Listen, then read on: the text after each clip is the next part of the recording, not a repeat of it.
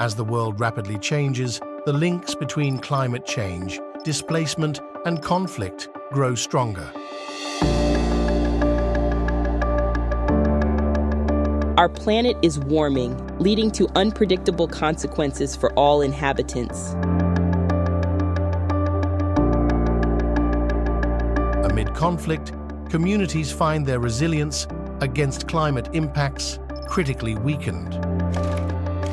Climatic shifts play a pivotal role in the forced migration of populations, compelling individuals to relocate to regions predisposed to natural disasters. What's intended as short-term refuge often becomes long-term habitation, exposing displaced communities to more compounded vulnerabilities and threats of conflict and climate. Addressing these dual threats demands holistic strategies. Their convergence is a reality we cannot ignore. Adhering to the principles of international humanitarian law is crucial within the context of climate justice. Individuals forced to relocate should be granted the rights to mobility, safety, and protection. As the global community prepares for COP28, the nexus of conflict, fragility, and climate must be front and center. In our interconnected world, unity is our strength.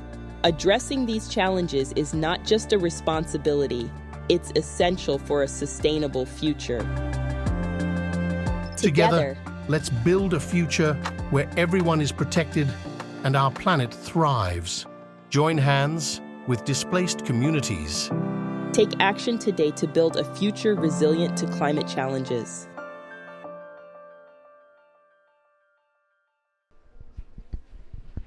Well, thank you so much. I think this is a video that introduces us well to our discussion today. My name is Joel Hangi, and I'm the moderator of this session, and I'm so pleased and honored to have this opportunity really to talk about, one of the topics that really is so close to my heart, and I know it's also the case for all my panelists today here. And just quickly to give us, before the introduction, to give us understanding where we are coming from with this discussion and the topic of rethinking of the positionality of displaced people in humanitarian intervention, especially talking about energy and also climate. I think one of the things that we all know is that there is a kind of dilemma that we find ourselves in terms of long-term solutions versus short-term situation approach of the traditional humanitarianism. That's one thing that is really problematic, and it's really bringing some challenges on how to tackle the energy need of the displaced people and the climate transitioning. But also, aside from that, from the recent work that the GPA just published on inclusion and defining the positionality really in terms of the role, the consideration that displaced people have in different intervention, that's also something that brought a new angle of how to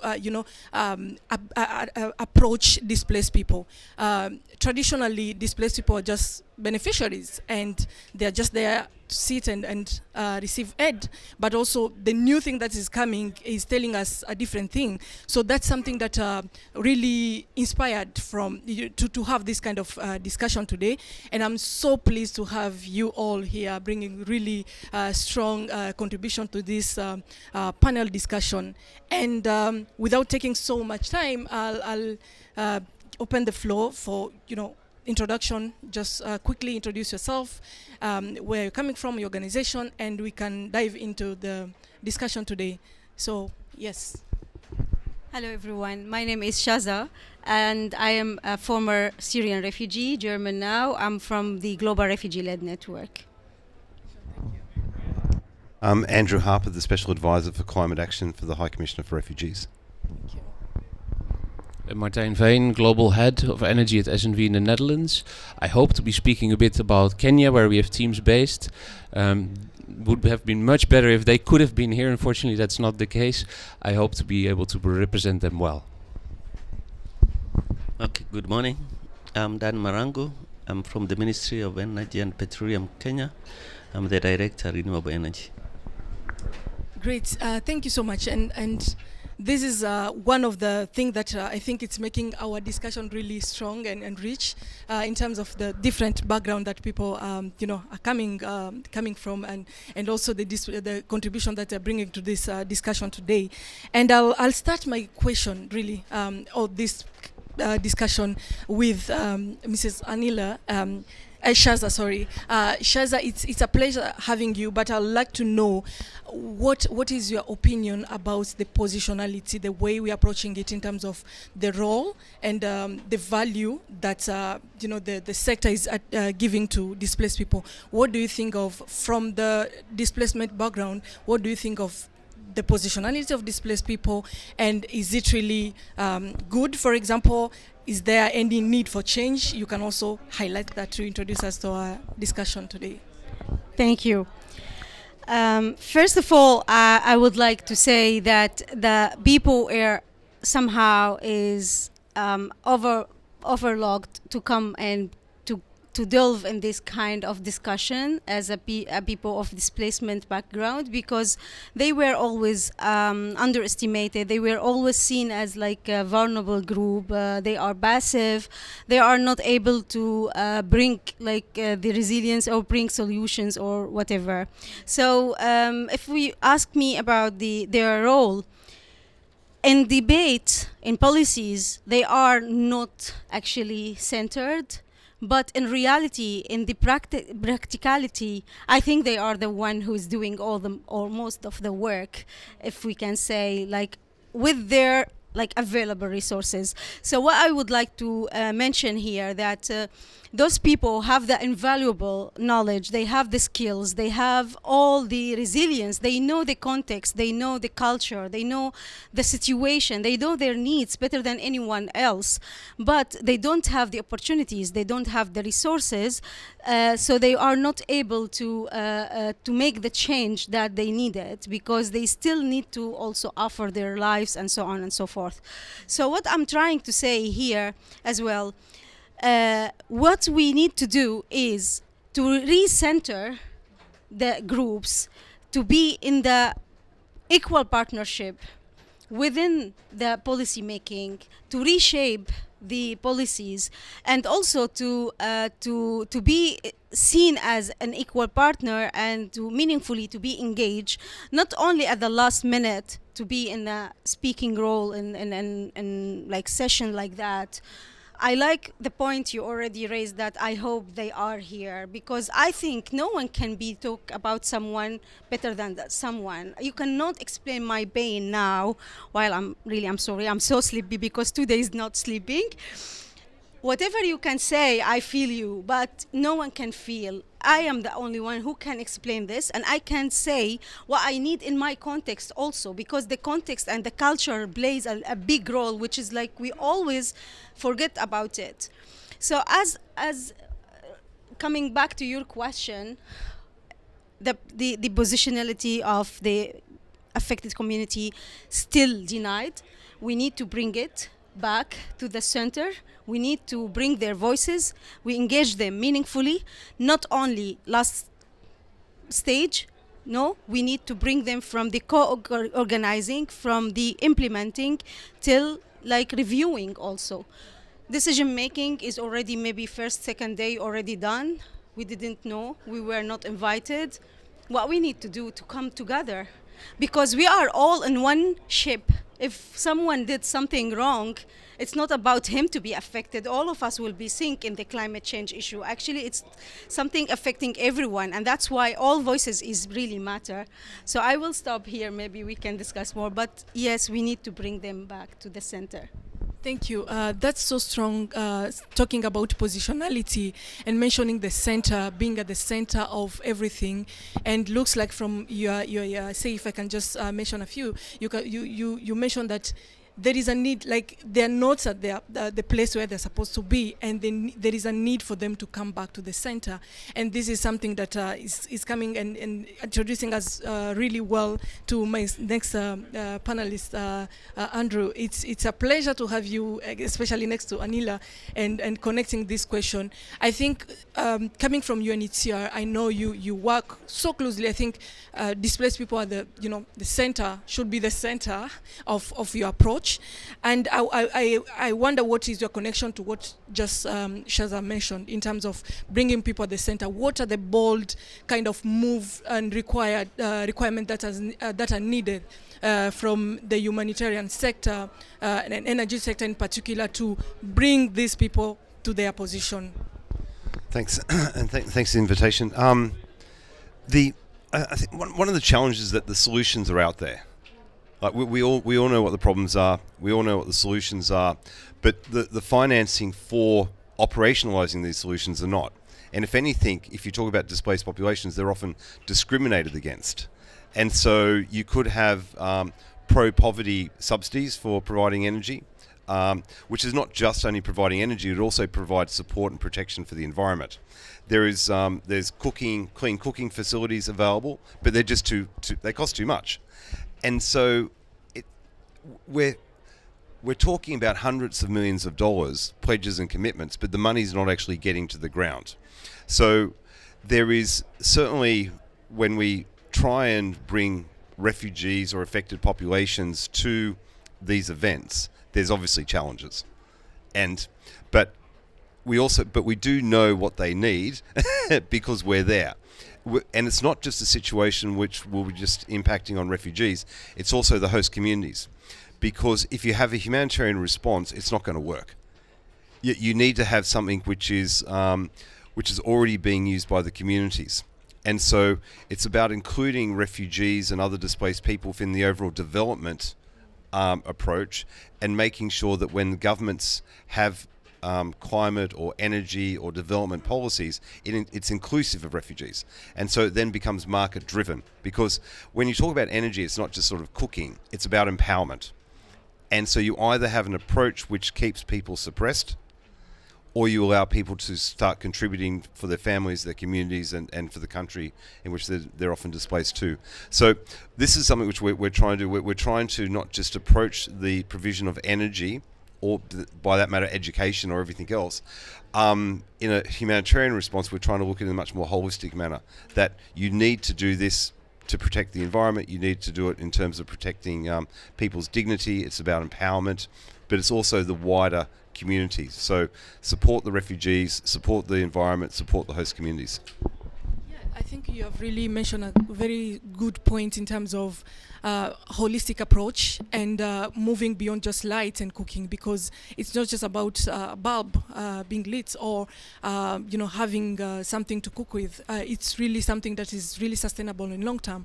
And just going to my next panelist, Mr. Marangu, I know you're coming from the government, and there are so many things that most of the time when talking about long-term or development approach or solution in displacement settings, it's really linked back to the government, the hosting government, and the policy. And I'm wondering, how do you see the policy really playing a key role in shaping the intervention in a way that it's bringing the displaced people back to the position where they're supposed to be, at the center of everything, but also being part of these progressive initiatives that are taking place in displacement settings. Thank you very much. Am I audible? So, as I said, that we in the Kenyan government, and we have been having for a long time burden of having displaced people in the country, and progressively we look at the policy environment to see how we can have inclusivity. I'll be talking about energy because I'm in energy, and when we are looking at the provision of energy, we are looking at from the point of view that we need to provide the human dignity, as has been explained, looking at even the core values of our constitution of human dignity, inclusivity, and also provision of the basic needs. So from that point, we have come up with progressive policies where we are working to provide energy for all through the process of sustainable energy for all, where we are targeting the access to electricity by 2030 for all citizens, including those who are living in the territory, and also for clean cooking. We have also ambitious targets in that, and of course, those people who are in the Kenyan territory, the displaced people, they also need to be covered in those targets. So those targets are there, and progressively we have been working with the partners to reach those areas. Unfortunately, most of those areas where we are hosting the refugees are a bit underserved, and we look at it from that direction, and we have targeted projects.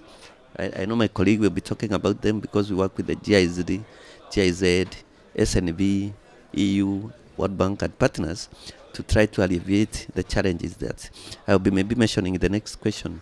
Some of the innovative programs we have been working with partners to make sure that we provide the dignity which is necessary for this, especially for the provision of energy services.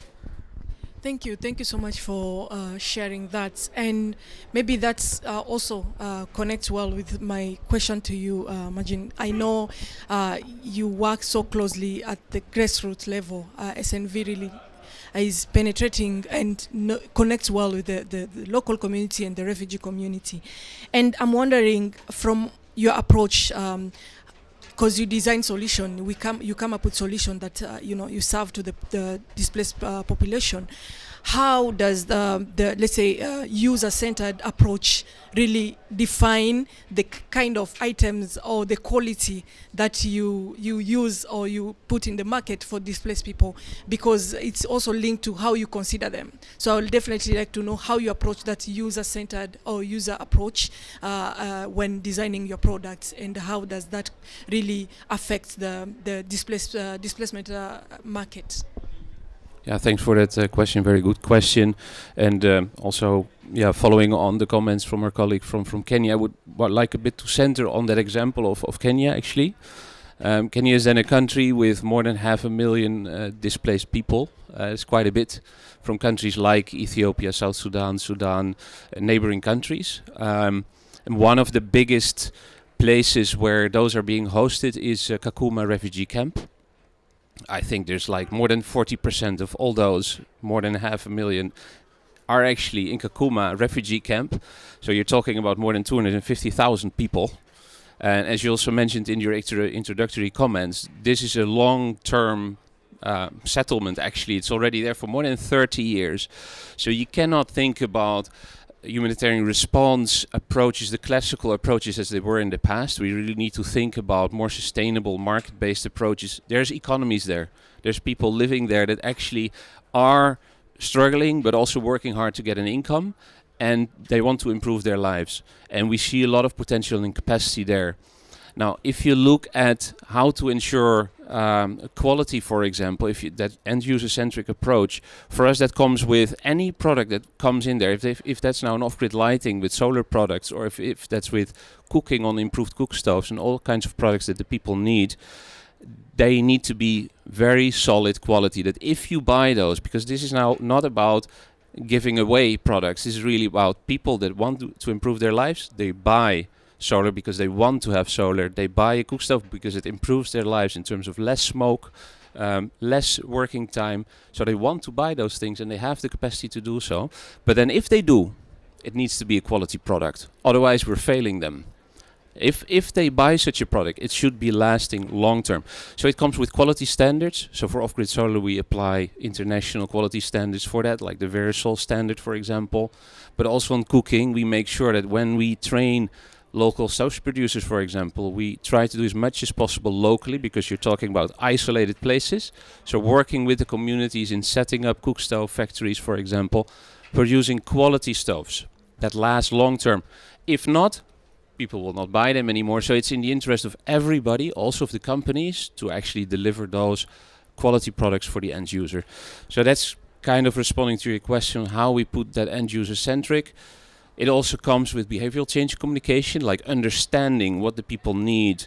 And if they want to shift from cooking with firewood to cooking on a clean source of energy, for example, that comes sometimes with challenges or misunderstandings. How does an ethanol stove work? Or how does cooking on electricity work? Or how does this improved cook stove work? And why actually would that be interesting for me to pay for? Because they used to receive it for free in the past, but then not with the same quality. We can also come back on that. It's kind of not always the products that have been handed out in the past had the quality that we want to have and that the end users want to have. I really like the fact that you are approaching this question from like long-term, really a kind of approach, because to some extent, as you know, when talking about refugee camps, it's really short-term, like something that they will use for 2 months and then it's done.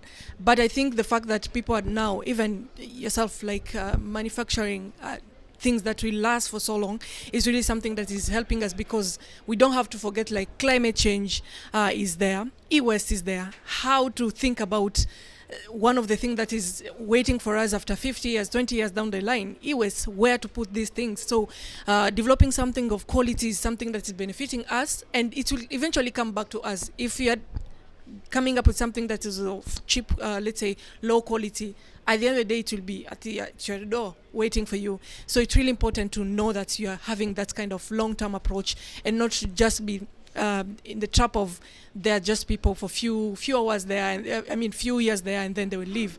That's really great to know. I think that's really something that also bring me back to my first panelist again, on the question of bringing back displaced people to the center. And I'm wondering, I think we are, the good thing about this panel, we have people from different sector, and to some extent you complement each other. The government complements humanitarian sector, and also you working also on the ground, and displaced people being represented here. I'm wondering, what are the kind of supports that you think, tangible support that you think you need from these people, from this sector, to be able to come back to the center, being well equipped to really feel like you are now at the center of everything? Yeah, thank you for this, and thanks for some examples. And I think it's a win-win situation when we bring all sectors to come to work together, because if the private sector produce something which is not fit or not meet the needs of the community, they will not use it. So both of them will be out, and we have so many examples about that.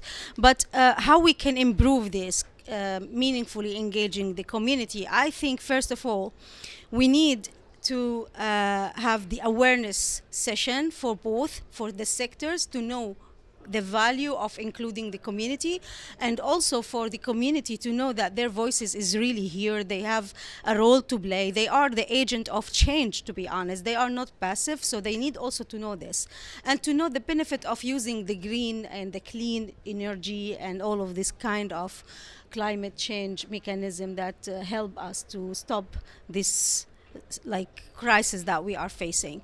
Second, I think, which is more like most important thing that we need to call for, is the energy fund and the like core funding, easing funding, sustainable funding for those people who's working, because without the money they are not able to function. All of them, if we have a leaders doing something in the local community, either refugee or displaced people or the locals, they do it on passion, they do it on talent, they do it on like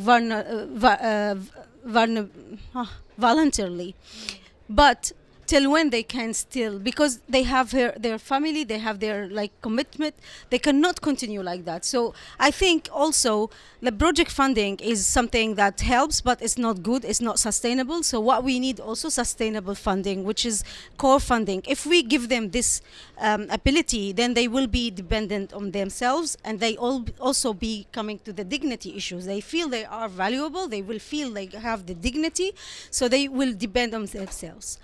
Third, I think the entrepreneurship programs and trainings and capacity building, so they also be like able to create their jobs, like startup, so many innovative approaches within the community. There is a lot of potential there, and I think we just need to strengthen these things and just shed the light on it, that they have everything. Actually, we are not lacking the resources. We are lacking the management of these resources, if we can say. So bringing back the power to those community who knows more and who cost less, because if we deal with this situation in a good manner, I think it's win-win situation for everyone, and it's less costly than producing a lot of things and then they will not use it and then come back to produce another things and so on and so forth, and they will pay a lot of money for something is not useful for them. So the context and the culture also play a big role, which is we are sometimes forget about it.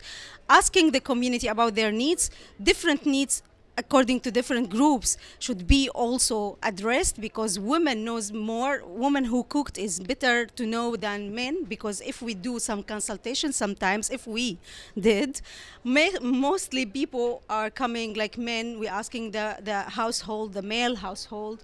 So also some disabled community, elderly community, children are not even consulted. So I think bringing the whole community also, it's need to be addressed. Thank you very much for really mentioning these key points. I think you are really specific and precise on what you want. So it was more of awareness, funding, and capacity building. And awareness is like among the sectors between us. We are learning from each other. That's really great. And I'm wondering, Andrew, from what Shaza just mentioned here, from the humanitarian sector perspective, how do you think this is coming through? What kind of support do you think is needed? But also, is there any initiative? Okay, is there anything tangible where the humanitarian sector can start from to make this a reality, really? Well, I think if you talk about UNHCR, we're trying to not just say that it's clean cooking or it's energy, it's also a protection outcome. And protection is not just protecting people in their entity, it's about, as I mentioned before, it's about empowerment. Because if people don't have a livelihood, they're going to remain dependent. If people don't have access to renewable energy, then it's the most vulnerable in the family who then go out in order to get firewood. And that then becomes an issue of, but it's also just transactional sex. Like there is so many, including Kakuma and Dadaab and elsewhere, you have women and girls and boys who go out, and in order to get wood, they have to have sex. It is just like, that is the known thing. Like you just have to do that. And so it's more like, it's an issue of, it's much more than human dignity. It's much more about it's just the right thing to do. And so when we talk about loss and damage, like these are the types of things that I think we need to be doing, because you won't be able to have a humanitarian response to deal with the energy crisis in these areas. And so neither should Kenya lose all its forests because of a lack of an international recognition that energy is pivotal. So humanitarian agencies, what we need to be doing is, rather than sort of looking at ourselves and our response, we need to be looking at what we can be doing with the communities and with the government to provide an energy response to these areas. And then not only just for Kenya, then we need to be doing it inside Somalia. How do we sort of stabilise the populations inside Somalia by providing them with energy? Because one of the reasons why people are leaving is because they don't see a future. And you see, it's not just climate change, it's also deforestation. And so you've got the protection, you've got the clean cooking, you've got education outcomes, you've got equity issues, you've got social justice issues. There's nothing which you cannot say. So we probably need to have more money going into it, other than sort of saying, oh, UNHCR can buy some dodgy cooking sets. Like they do need to be robust, and they probably need to be made, for instance, in places like Kenya, so we contribute to the overall economy there. That's really... Go ahead. But also, I'm probably going to have to go in a couple of minutes because of the logistics here. But the other issue too is that we probably need to look at, and people don't like this, but we've probably also got to have a security lens to it as well. So you've got the girls who go out and have to have transactional sex to get the wood, but who profits from the sale of charcoal? who profits from control of different areas? It's often non-state actors. And so if we also say there's a security outcome too, this is when you start getting people a bit more interested as well. And maybe, Andrew, before you go, because I know you'll be leaving shortly, I'd like to know, just that will be our last question to all our panelists, and I'd definitely like you to hear from you. What is that one message that you think from this discussion would be the message to the humanitarian sector, really? So you're addressing this to the humanitarian sector and the issue of inclusion that is needed in the sector. Yeah. Well, I'd be saying, look, displacement is probably, like in the current context and vibe of loss and damage, there's no greater example of loss and damage than people being displaced from their homes. And part of that has to be providing them with an entry to a better future. And sustainable energy which protects the environment, protects people, protects the communities in which it's hosting them, it's a non-brainer. Thank you. That's so good to hear. Thank you very much. Yeah, sure. Definitely. Sorry, you need to leave already. Thank you very much for making it. We'll continue the discussion. Great. Thank you very much for that. I think that was so clear in terms of something that is really needed, an action point that is needed from the humanitarian sector. And I was wondering, maybe just now going to you, Mr. Marangu, on some of the initiatives that you are really having. You mentioned that earlier in terms of what is really needed, what you are doing in Kenya, very tangible to really help displaced people to move, not really just being there, seeing that like perceived like burden to the country, but also contributors to the development of your country. As I said that we have various, because of the targets we have set ourselves for in the provision of energy and assets, we are looking at how to achieve this. And I'll give maybe one or two examples. We have a program with the World Bank, it's called Kenya Off-Grid Solar Assets Program, COSAP project, working with closely with SNV, and it's a project which is targeting to accelerating access to electricity, especially in off-grid areas. And as I mentioned when I started, is that some of the areas where we have because the neighboring areas in Kenya where we are having conflict are sometimes underserved because the vast areas, we are talking of Northeastern, you're talking of Turkana, where Kakuma is, you're talking of Garissa, where the Dadaab is. They are sitting in some of the areas which are underserved, and sometimes they are off-grid. So, because as I said, we have a target of accelerating access. Actually, for electricity, we are now at 75. But because of the off-grid areas, that's where the challenge is, and that is why this program came in.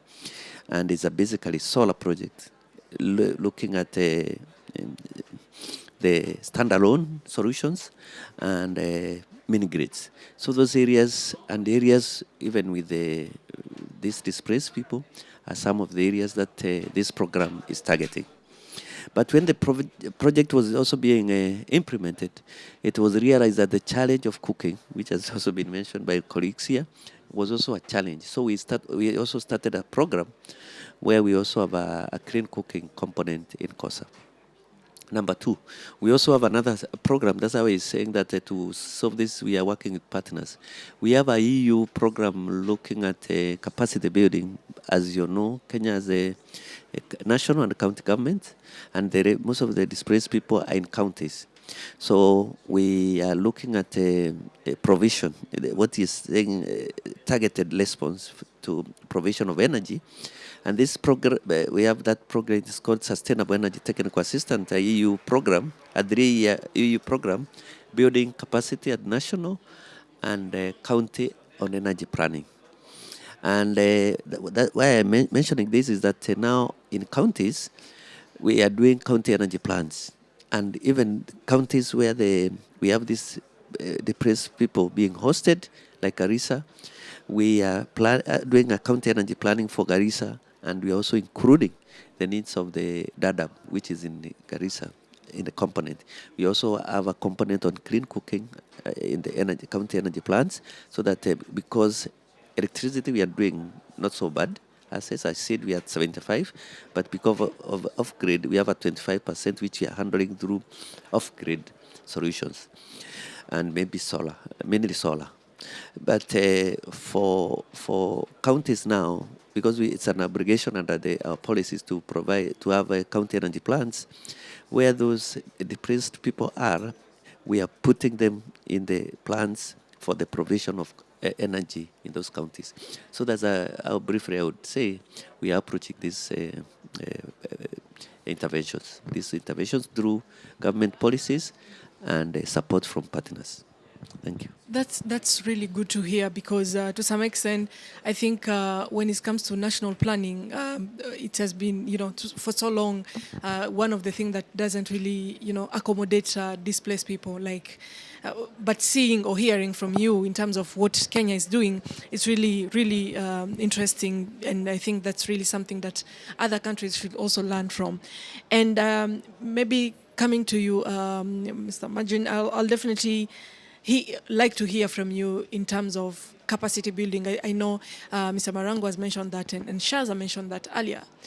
And I'm wondering, since of course you do products, you come up with items to address the need of displaced people, like on energy, particularly on energy and displacement settings.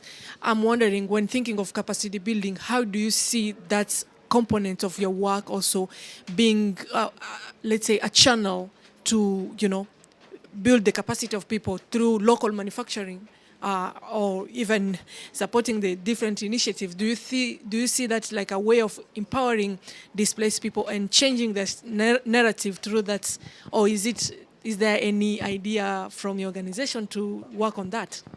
Yeah, thanks a lot for the question, and let me first also compliment the government of Kenya on stepping up. I mean, we try to work together with national governments, local governments, and when you have this example of Kenya where a Ministry of Energy and the government more broadly steps up and says, we want to have universal access to energy to the last mile, even to the most remote places in the country, in this case the underserved areas, with a program like COSAP, both on off-grid solar and cooking. I mean, it's not easy. Those are the most remote markets. It's typically the markets where companies offering those products and services don't go. So for a government to step up and say, we want to have those companies there, it's really something I applaud, and I would really recommend other countries to follow that example. Because it comes with a deliberate effort from a national government really giving that push. And then also down to the local governments, as the colleague said, to the country level, like the sub-national level, the county offices, also having a critical role there. Absolutely, there's a critical role to play for local people within the refugee settings as well, coming on that question. We're working on this program supported through NDEF, working together with GIZ also on that as SNV. What we saw there is that when we first started to support access to off-grid lighting, cooking, often with products coming from outside, the costs went up, of course, because of logistical challenges, and even of the cost of the products themselves. They had to come from Nairobi. So it was not really feasible as a business, honestly, for those companies to actually do that. So it was really about establishing local production and also distribution channels. Both on the off-grid solar side, that's distribution, because the solar products with quality, yes, they cannot be produced locally. But if you talk about cook stoves, yes, they can. And I just want to share a nice example here, because there's a company from Kakuma refugee camp with 35 employees, and I think they work with like 70 or so distributors within the camp, that just won the Ashton Award a couple of weeks ago, and that's really something. I mean, the Ashton Award is kind of the main award in the energy access space globally. There's a company, a local company from Kenya, operating there in Kakuma that won that prize. And why? Because they managed to set up that local stoves production facility in Kakuma camp with refugees themselves producing and selling and distributing, and with that generating employment, additional income, and a whole distribution chain for clean cook stoves that is now giving access to clean cooking with all the health benefits and social benefits, as also our colleague here was just reminding us. And there's huge potential, as also the lady here was saying, like the capacity is there, the drive is there, What is sometimes lacking is the access to finance, or in terms of some advisory or technical assistance support to set up those companies. Like this example I gave that won the award, indeed received very early stage support also through the program that we're managing, and then subsequently gets access to more opportunities, and with that, growth. So you're talking about a youth-led initiative, basically, in Kakuma, driving change. And that's how it should be done, just locally driven. And then I'm talking as a white male sitting in Dubai in this suit. Again, I'm not sure I feel most comfortable about that, honestly, talking about those topics. I just want to give that message. It needs to be locally driven. That's why we work with teams on the ground on this. And again, I would have loved for for example, the company owner to sit here and tell his story. Maybe there can be a next time, but it needs to be locally driven. It's the only way. Thank you. Thank you so much for being so honest. Sometimes when it comes from people from global South themselves, it's like, okay, maybe not well perceived, but hearing from you, I think we have to change how we approach things. And that the debate we are, the discussion today about changing our approach, changing how we perceive, how we see things, and hearing of the example that you just gave of the award. I think I know the organization, Safi Green, they're really great, and they're doing a lot of, a lot of work there, and it's so amazing to see also the work that you're doing with them so closely, and that partnership is really going well. Thank you so much. And maybe my last question before we close this discussion to you all, and that will apply to you all, but you'll be speaking to your sector really. So if you're coming from private sector, you're speaking to a sector. If you're coming from government, of course, you have Mr. Marang now. He's speaking to his government, but also other government. And of course, Mr. Shaza will also speak to the displaced community as well. So I'm wondering what is, in 1 minute, what is that one thing that you think displaced people should do in terms of, changing this narrative of, positionality and gain their position within the humanitarian sector? Thank you. I think we are now trying to do what we would like to do is to advocating, and this is our role here as a displacement community, to advocating for having our right back to talk about ourselves. The meaningful refugee participation, meaningful local participation is the key for everything. You cannot achieve, and I'm really echo here my colleague here in the panel, that the message is to bring the people who is the agent of change, actually those people who is knowing better than anyone else. Most of the time they have the skills, most of the time they are having the knowledge, deep knowledge, the context knowledge, which is also play a big role. Because if I am here, I'm going to them and let them know, you know what, you can do it this way, but come on, you are coming from place with a people in Gulf always like, yeah, you can have AC. But in Europe, we are dying in the summer, but we cannot have AC. It's not a solution for us, for example. But so context is play a big role, which is sometimes we didn't even have any factor, and we didn't have it in our even as a variable of change or whatever. So I think this is my message. Bring those people, give them the opportunity, work as an equal partner, then we can change and we can have better solution, and as I said, win-win situation for everyone. Thank you. Happy to hear from you, Mr. Marango. As I said, that when you're coming up with policies, we look at, because I said all these people are in our territories, we look at inclusivity, equity, and also providing enabling environment for some of those enterprises, especially energy response is concerned. And we have done that. We are given incentives. Actually, in Kenya, most of the renewables are VAT exempted so that they are affordable. And because a Qatar clause, we are looking at the country, so they also benefit. So we are looking at people-friendly policies for energy solutions to be affordable, especially renewable energy solutions, solar and clean cooking. But we also, lastly, we are also looking at participatory planning. The ones we are doing, the energy planning we are doing in counties, we are using a model where we plan with the communities. So we get the views from the community on the energy provisions for the next 5 years. Thank you. Thank you. Yes, Mr. Margin, just for 1 minute, I think we are beyond time. Right? 1 minute. Some people in the room know that can be difficult for me. No, but I will try. No, I think what we need to do is, particularly in those longer term settlements where refugees have been living for sometimes more than 20, more than 30 years, just realize we're not talking about victims anymore. We're talking about people with lots of strength and capacity, and we need to build on that. And that's when UNHCR and others approach this, like, how can we shift from humanitarian to more market-based development approaches? That's what we do as SNV and some other partners as well. Is indeed applying that market-based approach, like building on that capacity within communities to set up enterprises, to de-risk those enterprises with catalytic grants, financing, getting investments in those communities as well. And for the bigger companies from outside, facilitating them to set up distribution channels there as well, to really get that access to quality products in the communities. Applying market-based approaches really in those settings, I think, can mean a lot, can mean a big difference in terms of getting local ownership, in terms of people being also proud because they're investing, they're building their lives. They're not receiving things for free. They might not even need it at this point. Not there.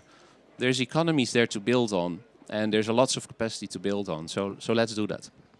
Thank you very much. And I think that's point of the approach is really shifting from your side, saying like it's no longer something that is short-term, it's long-term, then the approach will be also long-term. And the fact that you are approaching them like any other market is really making sense. And thank you so much. And that's lead us to the end of our discussion today. My takeaway, just to highlight a few points that I was mentioned, a great point from you, dignity should be at the center. We should think of different ways to learn from each other. We have so many things and we have to change. Like we have to change the capacity and exchange that for us to come up with a very strong solution that will respond to the need of displaced people and make sure that they are not left behind. But also awareness, funding and capacity building is also needed alongside this journey as we are continuing. And thank you so much. Thank you to our audience for bearing with us for the few minutes that we take over. But we really appreciate your participation and thank you so much for this. Thank you.